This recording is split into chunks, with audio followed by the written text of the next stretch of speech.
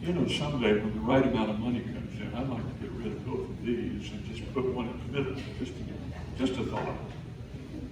So if the Lord tells you to throw in several $1,000s because you want to change like the pastor does, then just let me know.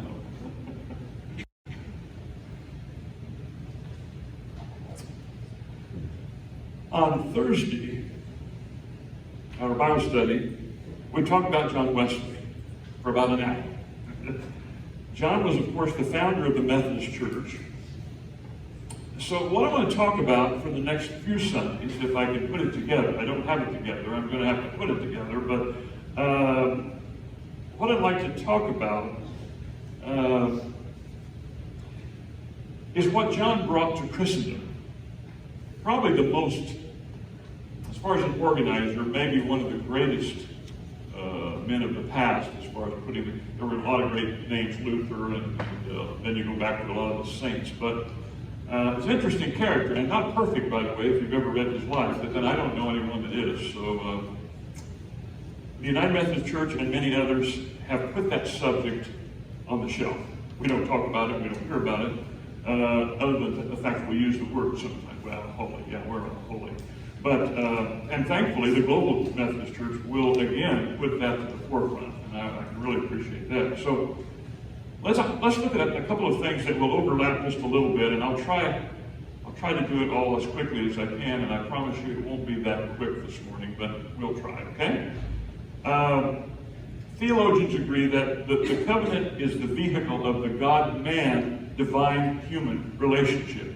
Why the covenant, and why did God offer it? Well, the Hebrew kids, the Jews had been reared in a world so much at the time of paganism, even though that's not what they were taught, and they tried to hold together what they believed. But it was all about idol worship. They served gods made in the image of man by man, gods that made no commitments. So they fearfully served their gods. Sometimes they tried to serve both God and the gods. They sacrificed to their gods, and that was the worship experience that many of them were raised in. So also their worship was saturated with corruption. And although these were gods made by man, behind that fact there was a satanic warfare affecting their worship experience. The gods they thought they were serving were inventions of the pagans, of course, and inhabited by the dark side. And there's a lot to be said about that. But I was raised to believe in a God of justice, but you see, I was raised in kind of an old-time, I guess you used to call them holiness churches, but so we heard a lot about justice. You know, you shouldn't do that, or don't do this, or. But I was also raised to believe in love, the love and the integrity and the mercy and the grace of God. It was always puzzling to me to understand the minds and the actions of the so-called gods and the goddesses of the Greek mythology, that some of that when we studied in school. Gods that destroyed, gods that had petty jealousies, gods that had illicit sexual affairs, gods that killed their parents, gods that sacrificed their children. So having been raised in all of that pagan idolatry, how is God going to convince his people of the truth, what the truth is about? That there's only one God, and that he is thoroughly ethical, and that he is not sexual, and that he is not struggling with conflict, and something sort of between the good side and the dark side of himself, and that he cannot be manipulated. How does God convince his people of the truth? How he gave himself away. That's how. He gave himself away. He committed himself to his creation. He created himself, or he gave himself to his people, those that he created. He made a covenant with them. So what's a covenant? Well, some people don't know what a covenant is. They just read it in the Bible and shot through there and sort of think you know. But a covenant is an agreement between God and man which becomes the basis for salvation or a blessing. And such an agreement and such a contract is initiated by God and its terms specified by God. Man becomes the partner voluntarily. God will not violate his promises. Once he makes a promise, he will not violate it, unless, in one case at least, unless man first violates the terms of the covenant. So you say, well, where did he make a covenant? Well, the first covenant he made was with Adam. and the covenant of creation. Although we don't see the terminology, the various elements of the covenant are there. First, God promises eternal life to Adam if he is obedient and if he refrains from eating from that tree. Didn't give him any rules. On the other hand, secondly, the curse of death if he disobeys and he eats the forbidden fruit. So, that's the covenant conditional. The second covenant was with Noah. I see it every once in a while down at Lorelei for breakfast. A couple of times lately, there it is. With Noah, after the flood, God says, I have set my rainbow in the clouds, and it will be the sign of the covenant between me and the earth. Never again will the waters become a flood to destroy all of life. And God says, when you see the rainbow, you remember the everlasting covenant. It's unconditional. The third covenant was Abraham in Genesis 12 through 15. The covenant for Abraham, his seed. God grants Abraham a place to live and promises that his seed will be as the stars in the sky and the sand of the seas. No stipulation, unconditional. Fourth covenant with Moses on Sinai. Actually, this ultimately affects all of humanity. Let's think about Abraham for a moment. Genesis 15, God said to Abraham, I swear I will bless you. Okay, I know you have no children. I know. I will pass on the blessing. You will be as I said. Your people will be everywhere. I'll handle it, okay? Don't worry about it, Abraham, but he did. He had worried about it so much that a little carried away. That's why we're having all this problem all over the world today, those two brothers. Sorry, but that's the way it is. Okay, Genesis 15. Let's look at Genesis 15. I think I can read this quickly. I'll just read through all of it. The word of the Lord came to Abraham in a vision. Do not be afraid. He was called Abram at that time. 15:1. Do not be afraid. I am your shield, your very great reward. But Abraham said, O sovereign Lord, what can you give me since I remain childless? And the one who will inherit my estate is Eliezer of Damascus. And Abram said, you have given me no children, so a servant in my household will be my heir. And then the word of the Lord came to him, this man will not be your heir, but a son coming from your own body will be your heir. He took him outside, and he said, look up at the heavens and count the stars, if indeed you can count them. Then he said to him, so shall your offspring be. Abraham believed the Lord, and he credited it to him as righteousness. He also said to him, I am the Lord who brought you out of Ur of the Chaldeans to give you this land to take possession of it. But Abraham said something stupid. Well, that's not what it says. But Abraham said, O sovereign Lord, how can I know? Now, I have made a list. Unfortunately, I haven't finished that list, but I've made a list of stupid things that are said in the Bible. And that's one of them. How will I know? I'm standing there talking to God or his messenger. Or an angel. He's a sovereign. Abraham knows he is, but he says, how am I going to know? Same thing happened, to John the Baptist's father. How am I going to know? Okay, well, the Lord says, well, that's not one of my smarter boys, but I like Abraham. But Abraham said, oh, sovereign Lord, how can I know that I will gain possession of it? So the Lord said to him, bring me a heifer, a goat, a ram, each 3 years old, along with a dove and a young pigeon. Abram brought all these to him, cut them in two, and arranged the halves opposite each other. The birds, however, he did not cut in two. All the rest of the animals he cut down the middle.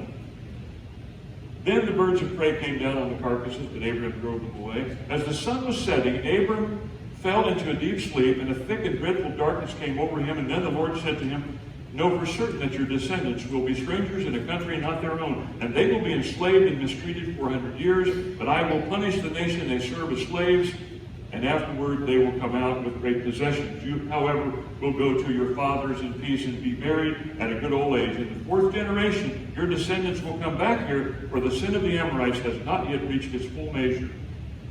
When the sun had set and darkness had fallen, a smoking firepot with a blazing torch appeared and passed between the pieces.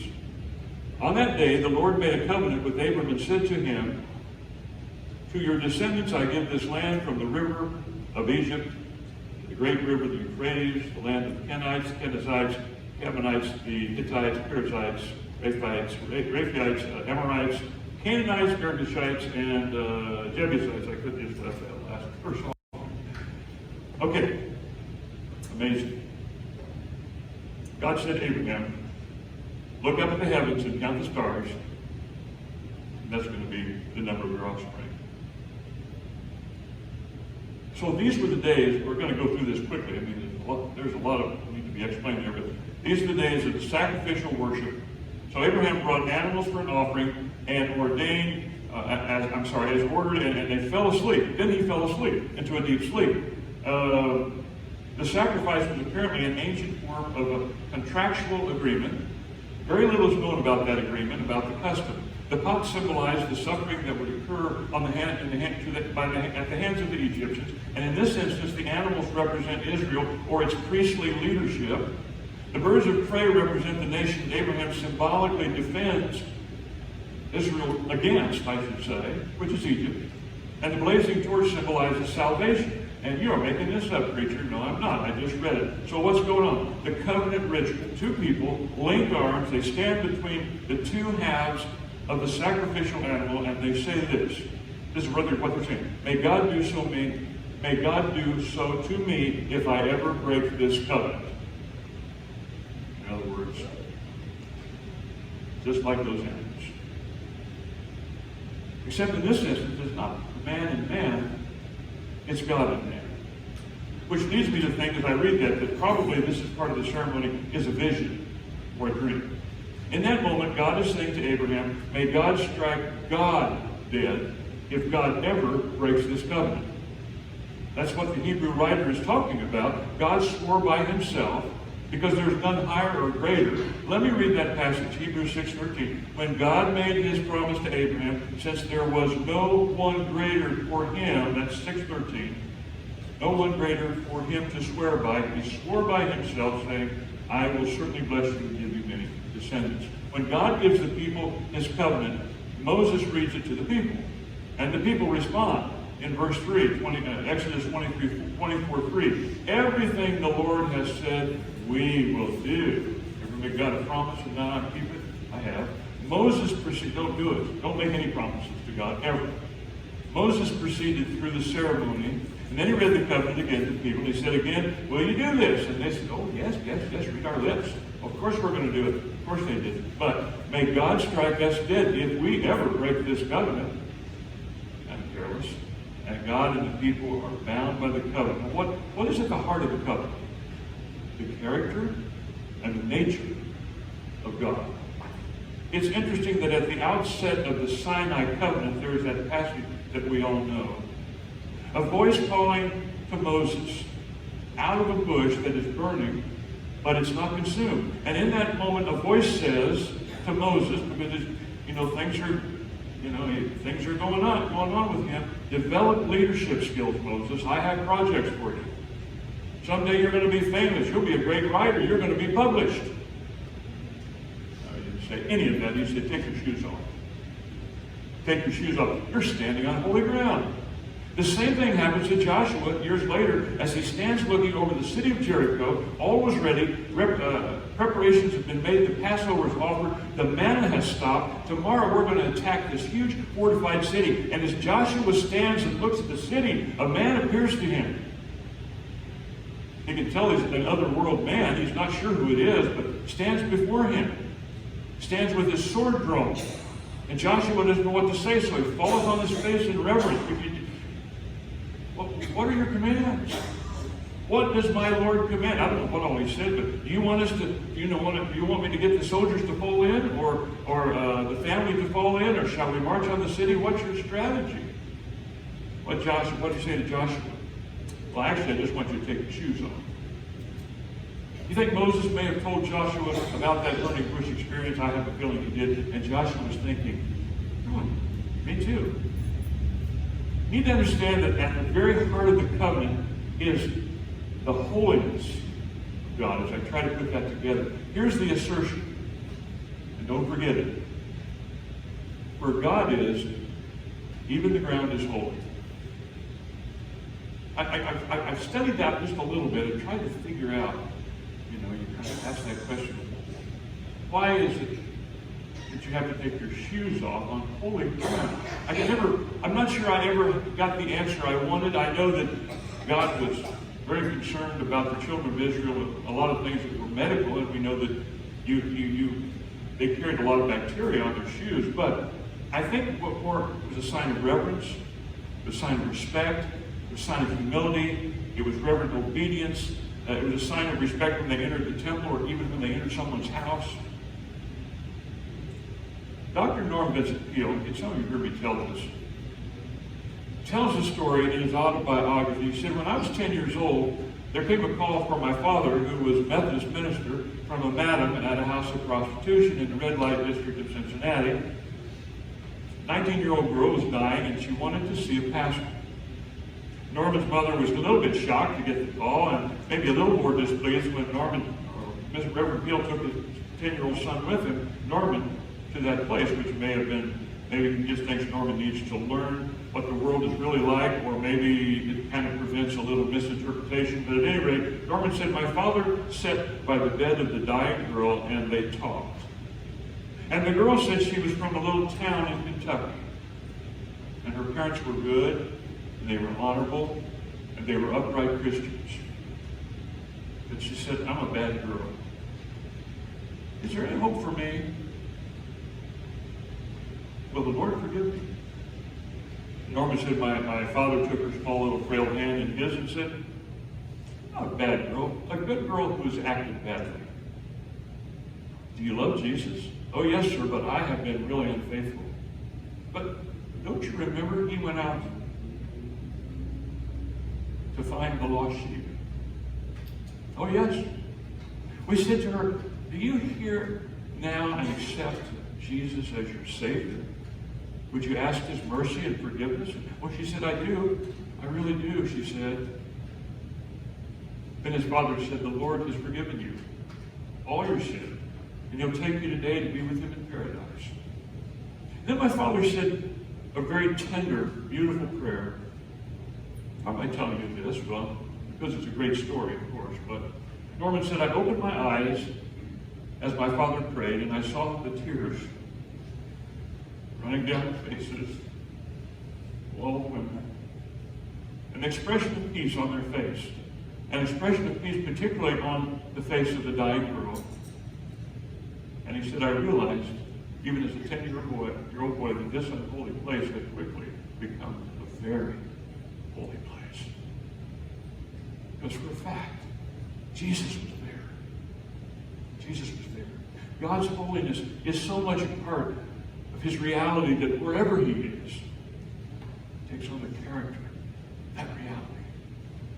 Think about the word holy. It occurs about 800 times in the Old Testament, hardly any place else in other languages. And when it's used in other languages, it simply talks about, it pertains to any old deity. But the children of Israel discovered that there's a God that is holy and he's transcendent. And we don't think much about that, and we don't treat him like he's holy. We treat him like he's our good buddy. He's not the God of the sun or the stars or the wind or the sea or the sky or the moon, which is the Islamic or Muslims. That's kind of where they go with the moon. Suddenly, the word holy takes on power and reality. I thought I brought something, and maybe I did. Anyway, you don't prolong it anyway, do you? Because I might preach too long. I'll share it another time. The primary meaning of holy speaks first of God himself. But the Creator, who always was and who always will be,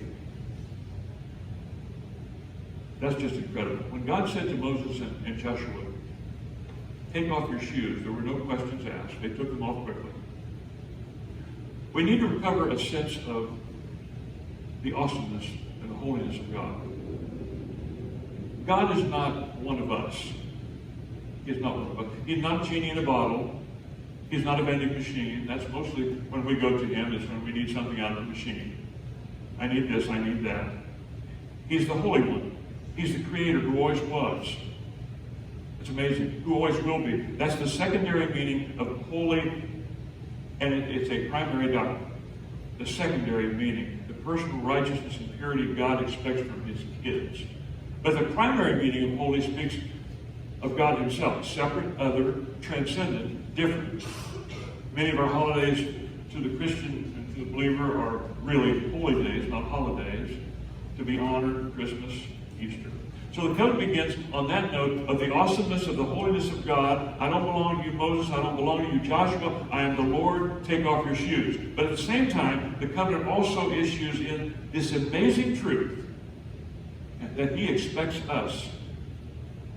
He expects to share, maybe I should say, his holiness with us. And we're to be holy.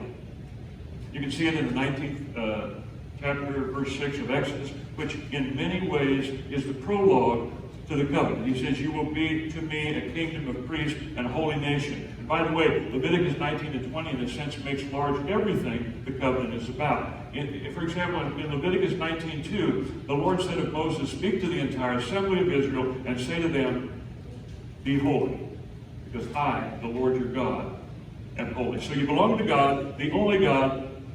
Is that what holy really means? Not exactly. It's really a command in Leviticus 19:1 and 2. Be holy, for I, the Lord, your God, am holy. What do I have to do to be holy? Well, you have to act religious. You certainly have to be emotional, or sometimes you have to be serious, or maybe you have to be pious, and certainly you got to read the Bible, right? No, listen, look at the first thing he says in the next verse. This is a very interesting passage. Leviticus 19:3. Each of you must respect his mother and father, and you must observe my Sabbaths. I am the Lord your God. How do you throw that in there? You must observe my Sabbaths. Well, we've talked about the Sabbath quite a bit lately. Several were observed by the Jews and Messianic Jews as well, and some Christians. So, okay, we understand that command. You're supposed to obey the Sabbath. What does representing or respecting mom and dad have to do with holiness? I mean, we're getting the first glimpse of the encompassing reality of the holiness that the Bible talks about. It's a transformation of all my relationships. It's an idea that's foreign to most of the world and probably most churches. If I could go to St. Minor Arch Abbey in Spencer, Indiana, and become a monk, which I saw one of the monks when I was in Indiana. I mean, they really look pretty cool with that thing all the way down there and all this stuff on, you know. If I could go there, I've been up there, and you can just see for miles, and nobody around. There is a seminary there, and I could be holy.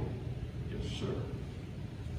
Or if I could go to that house on the beach that the DI lives in the TV series Murder in Paradise. That's my little spot right there. I could be holy there. Nobody's out there except me, because I'm going to take over as the DI, and then I'm going to retire and then stay right there. When I see that show, I'd say, March, there's my little house.